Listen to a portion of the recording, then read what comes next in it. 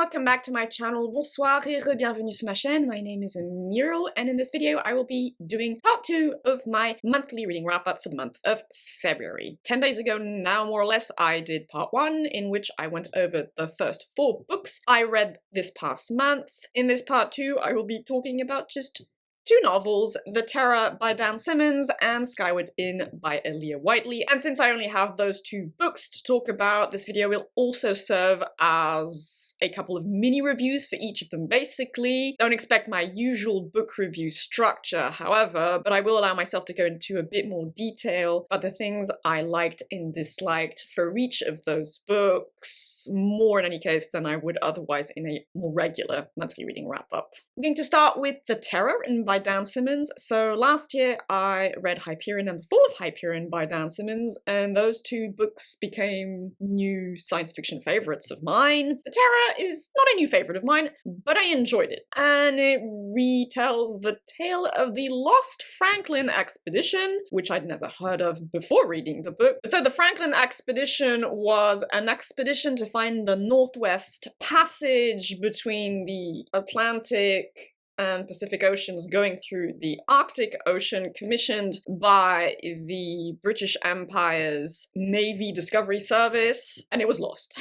There were 2 ships involved, HMS Terror and HMS Erebus, and no one was ever seen again on those ships, and those ships were lost, though they have since then been found by marine archaeologists. So, well, I guess, you know, Dan Simmons heard about that and was like, I'm gonna tell you what really happened. The Terror is thus a novel of historical fiction and also belongs to the category of supernatural horror. I mean, horror generally, but there is a supernatural element to the horror and to the story, which I really liked. This novel is a chonker. It stands at about 850 pages. I wasn't sure at first whether the length was warranted, but I never felt like it dragged, so I guess that means it is. A lot of the page count is made up by long descriptions of life on a 19th century ship, life in the Arctic on the ice, so there's a lot of vocabulary to do with ice, snow, and old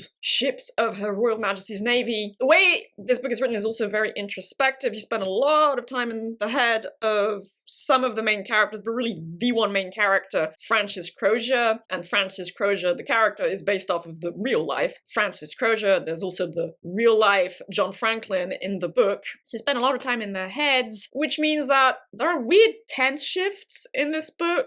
At times, the writing is in present tense, then it goes back to past tense. I wasn't sure initially why the author had chosen to do this. It just felt a bit jarring, and I was like, wait, why did we change now? And changing for the same character, I guess I kind of get what he was going for, but still, I'm not sure the transitions were always as smooth as they should have been. It's a well-written novel, very specific and accurate in its vocabulary, and very descriptive, like I said, so you do feel very immersed in the story, in the very bleak, dire atmosphere of being lost in the Arctic Ocean, the frozen Arctic Ocean, on a ship with everyone around you dying of scurvy, botulism, and being ripped to shreds by an ice monster. I'll get back to that in a minute. I will also mention just a tiny thing that made me bug a wee bit. Dan Simmons uses some interesting words to describe pubic hair. I've never seen the word escutcheon used quite that way before. I don't really know what to make of it. I don't think this is a case of men writing women. I don't think there was anything inherently sexist transpiring as a worldview in the text. I mean, some of the characters are sexist, but Victorian era men, what do you expect? But yeah, using escutcheon to describe pubic hair was a bit weird because it happens not once, but twice or 3 times, and it's told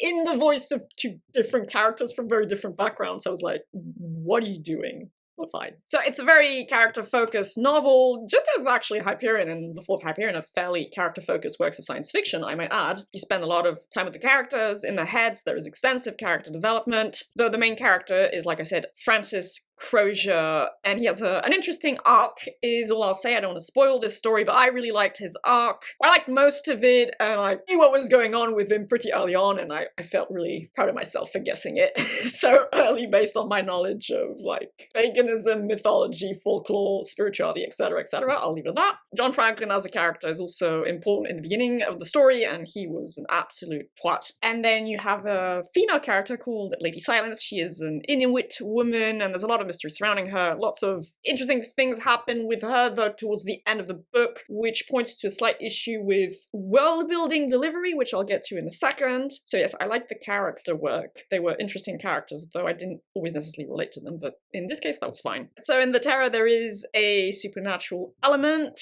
There is a lot of, well, a lot. There's a nice, respectable dose of Inuit culture, Inuit mythology, and folklore present in this story, and it is crucial to the unfolding and resolution of the overall narrative. Now, the thing is, the way it's delivered, though, is a bit rough around the edges, because it just gets layered in the last 100 to 150 pages of the book. It feels unbalanced. It's like having a cake with goodies in it, but most of the goodies have been baked in at one end of the cake. That end of the cake still tastes delicious, but you kind of want uniformity in your cake, is what I'm trying to say. So that's a bit disappointing. I felt it should have been woven into the narrative as you went through those 850 pages, and it wasn't quite. This is partly justified by the fact that there is a mystery element to the supernatural aspects of the story, so you kept on your toes trying to guess what the hell is going on with the monster on the ice and with this Inuit female character called Lady Silence, but still it lacked finesse, so I think that could have potentially been handled better.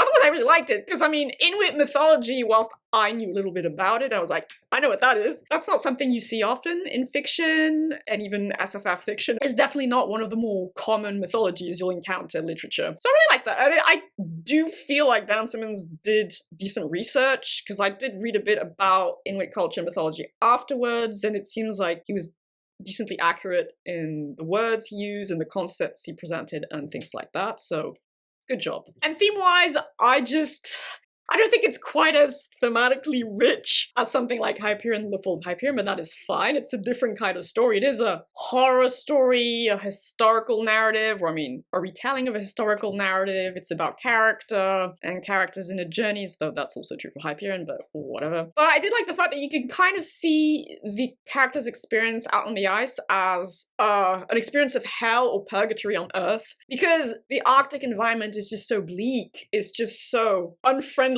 to human life. A lot of other forms of life, though. Actually, the Arctic Sea is very rich, ecologically speaking, but definitely to those British men. And there are parallels drawn between madness, an alien psyche, and levels of a ship, and just, yeah, trying to survive on the ice, but there's just this weird supernatural thing going on, and the ice itself, the environment itself, wants to kill the people on those two ships, HMS Terror and HMS Erebus. So it's just kind of a hell on Earth, really, or a purgatory on Earth. And I like that allegory, I guess. I'm not saying Dan Simmons purposefully wrote it as an allegory, just saying that that's what I got out of it personally, and I liked it. I also like the fact that there is a bit of subtext about, well, again, arrogant, puny humans getting bitch slapped by nature, and it's more supernatural elements in this case, but also contrasting the British of these two ships and the Inuit, because you do see Inuit people besides Lady Silence, and they are integrated into their environment. It's still very difficult to live in the Arctic, but they have the right clothing, they have the right ways of hunting for animals, they build their igloos, and that conserves warmth and things like that. They are integrated and a part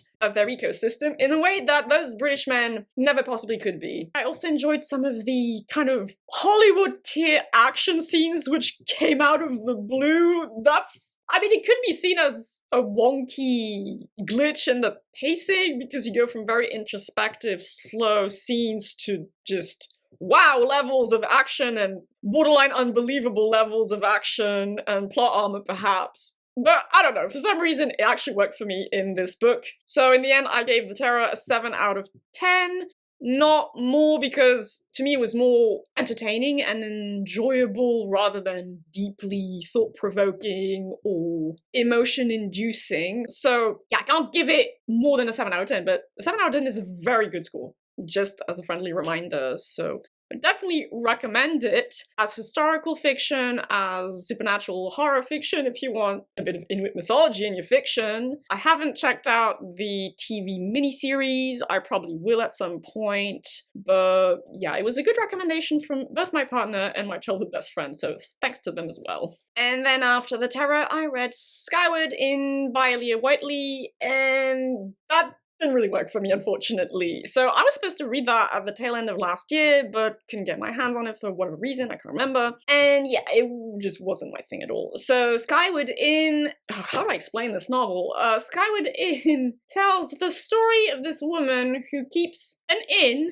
in future time Devon, I'm pretty sure, with an alien from a planet called Keter that humans have sort of colonized. They keep an inn together, they love each other, but they're not really a couple, and they serve this strange alien brew that allows you to recall memories in an almost dreamlike, psychedelic fashion. It becomes very real to you. And this woman has a son she's estranged from, and you follow this son as well as he does things. Her brother is her village's mayor, if I understood that correctly. And so this future time Devon is part of a protectorate because that bit of England has seceded from the rest of Great Britain or the world, because there's like one government called the Coalition, maybe? And they live without technology, essentially. They've decided to live in an old-timey fashion and grow crops and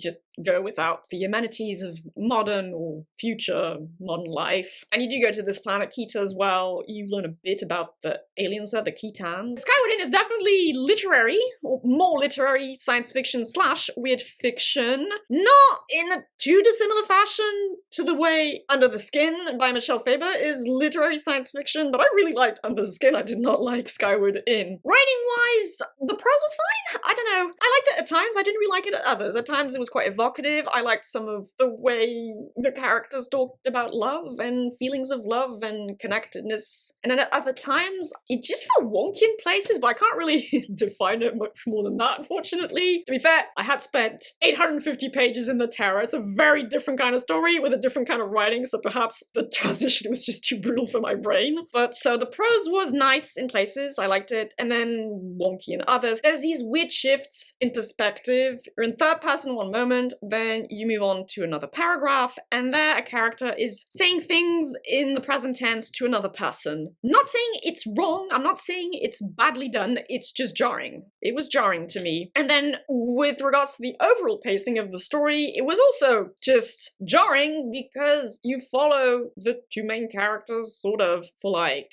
75% of the story, and then it just gets very weird very quickly. Again, I don't necessarily find weird. I'm a huge fan of Javanimir, China Medieval, so I can do and love weird, but they're different kinds of weird. This kind of weird just wasn't my cup of tea. So it gets very weird all of a sudden, and you're like, what is happening and why is it happening? I am not following you here at all. I guess it does have the advantage of making things more interesting because it is a bit boring in the beginning as well, but no, it just didn't work for me. And character-wise, I didn't care. I didn't care at all. I already have a hard time connecting to characters in fiction, and I just did not connect to the main characters of Skyward Inn. The female character, very focused on, well, regrets about her motherhood. I'm never going to care about that, so that just wasn't going to work for me. And then you have the perspective of her son, and her son is just a weird kid. He's a 16-year-old boy. There's an elaborate description.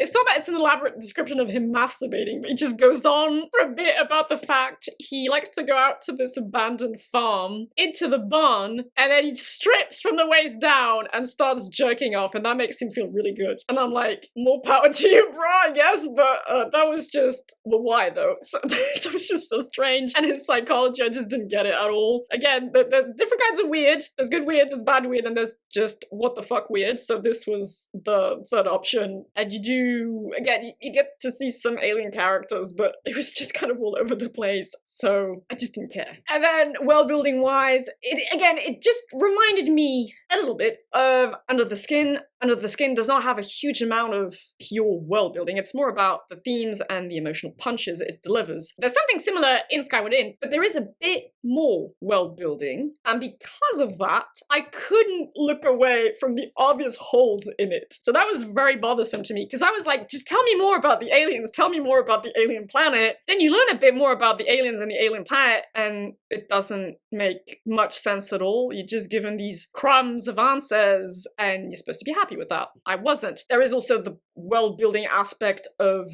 future Earth. That made sense a little bit. I mean, you just see a tiny bit of it. It worked fine enough, I suppose, but no, just I wasn't satisfied there at all either. I think this novel is meant to be enjoyed for its themes and perhaps its emotional punches, like Under the Skin. But I didn't get any emotional, well, almost no emotional punches there for me. Some writing about love was nice, okay, fine. But thematically, it just had elements which I hate and I'm never gonna like, so it had that working against it for me, unfortunately. It deals with a hive mind, sort of, just people becoming one and losing individuality, and that's a good thing, but maybe it's not such a good thing, and some characters might want to rebel against that. But the way that's delivered just gets, again, from 0 to what the fuck is happening in 1 second. I mean, in a couple of pages. So that was just, first of all, it was jarring, and then I was like, oh no, that again? No, I don't like that. I really don't like that. This book is not going to work for me, is it? No, it didn't. So that's just a theme I don't like, especially not when it's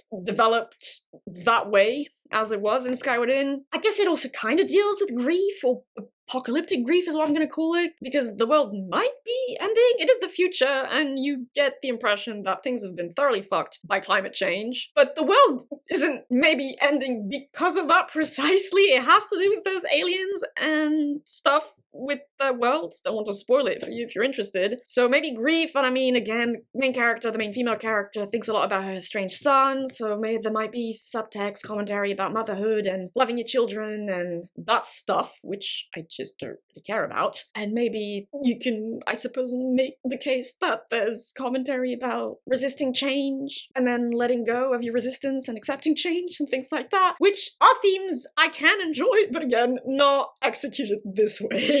I suspected that a book that was blurbed as being a mix between the fictional styles of Jeff Vandermeer and Ursula K. Le Guin could possibly live up to that insanely high bar. And I was right, because it really did not. It has almost nothing to do with Le Guinian fiction, in my opinion, apart from a little tonal note here and there. Has very little to do with Vandermeerian fiction, though I guess you could make the sense that, again, there are a couple of tonal notes reminiscent of something like The Southern Reach. If anything, I was reminded more again of Under the Skin, written by Michelle Faber, but it wasn't as good, and not enough. Like, just because these few little notes doesn't mean it's going to create a melody which sings to my heart and soul and mind and things like that. So this was a flop for me, however, it was a relatively short one. I do not feel bitter about this. I kind of expected to be disappointed, perhaps not quite as much as I actually was, but I'm not writing this author off entirely, and I'm not discouraging anyone from picking it up. I don't think it's badly written. I don't think there's anything inherently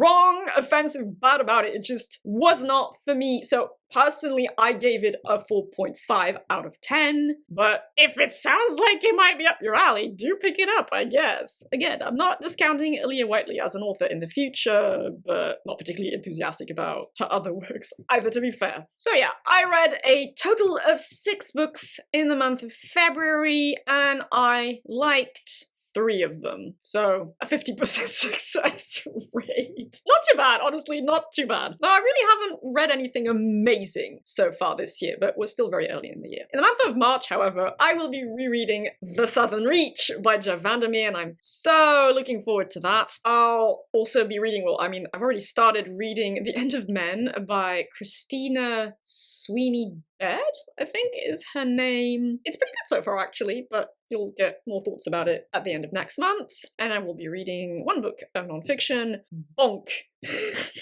written by Mary Roach. I freaking love that title, but it's just funny. It's a book about sex research, or I mean research into human sexuality, so that should be very enjoyable for me. And also, it's not a book, but, you know, I don't care.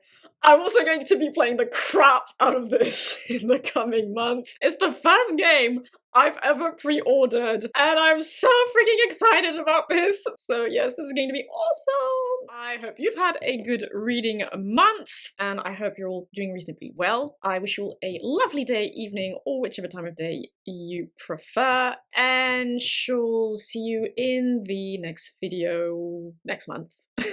In the meantime, bye-bye.